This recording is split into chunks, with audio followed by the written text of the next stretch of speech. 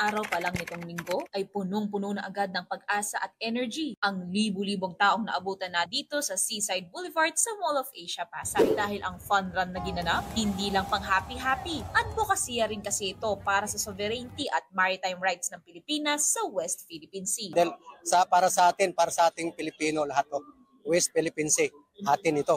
Atin to, kahit anong mangyari, paglaban natin to, hanggang sa kamatayan.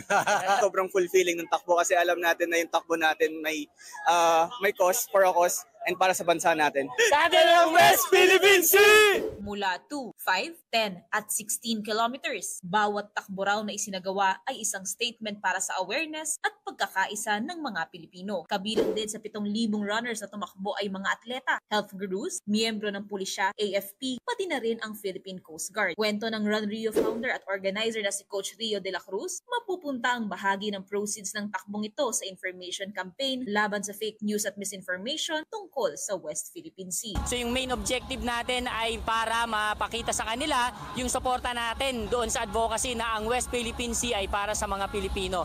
Lalong-lalo na yung mga kayamanan na nandito, labanan natin yung fake news, no? So dapat proper information tungkol dito. Pero hindi lang daw information drive ang kailangan para manalo sa laban na ito.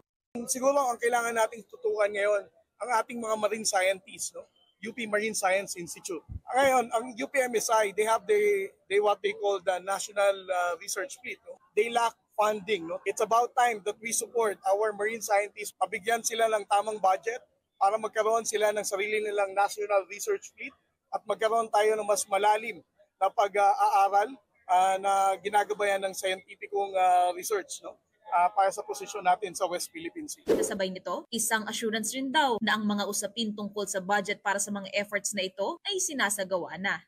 We'll try to make some incremental increases that would respond to current needs of the Philippine Coast Guard and the rest of the armed forces of the Philippines. Para sa sovereignty at maritime rights, iyan ang finish line na nais daw na marating sa bawat hakbang na tinatakbo. Mobile Journal, Merrimon Reyes po, at ang mukha ng balita.